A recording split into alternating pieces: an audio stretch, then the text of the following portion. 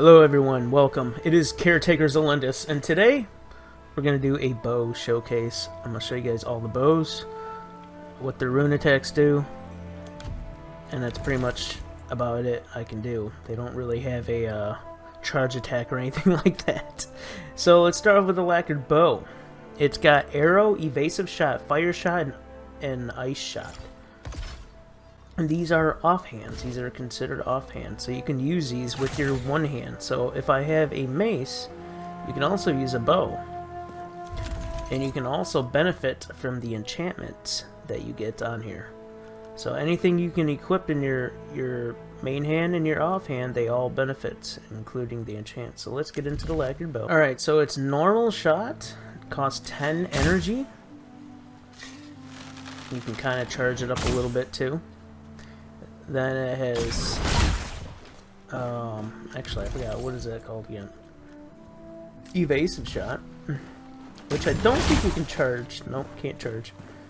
It's got a huge step back, so you want to be careful on when you're doing this like around cliffs and stuff. And the fire arrow does 20, and the ice arrow does 20. So pretty nice, pretty nice.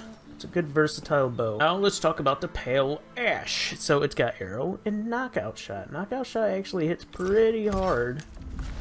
So it's a nice bow actually. So here is normal attack. Whoa! Then we got its knockout shot, which does pretty good damage and does a lot of stagger damage as well. So let's use the Patience. I do have a build on the Patience, Plague Arrow build, so check it out. But here's, of course, normal shot, and then we got our Plague shot. So your arrows are infused with Plague. You can build around it with a Plague build. I like the look of this bow. It looks really cool. So let's look at the short bow here. Nothing too fancy, a very common bow, but it's got multi-shot. So regular shot, and then we got multi-shot.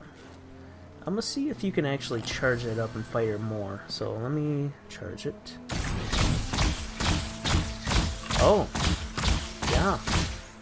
It turns into like a machine gun. Which I did not know. That kind of surprised me. Yeah, if you hold the button, it just keeps going. Wow, I gotta try that on bosses. Hey, alright, let's get into the next bow, which is the Woodland Protector. And I do have a build around this, a very powerful build.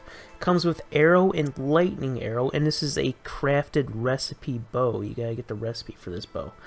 Cone shot and knockout shot do not come in this. So here's normal shot, and here is lightning shot.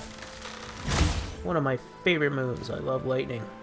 So if you want lightning, you gotta get the Woodland Bow, or you gotta get the you can get the rune from the Crucible, the Yew Longbow. It's got arrow and cone shot in it. Cone shot is very nice. So here's a regular arrow, and here is cone shot. Fires multiple arrows. And, yeah, it does pretty juicy damage.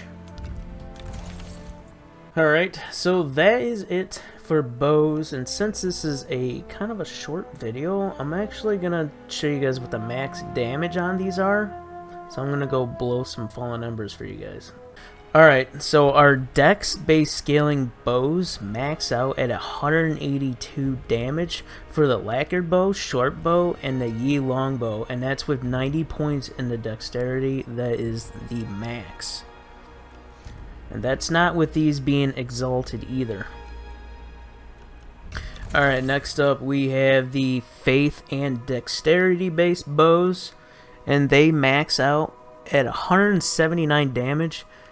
The Woodland Protector is at 188 because it is exalted. It gets a little bit more base damage, so disregard the exalted. It is the same though as the Patience.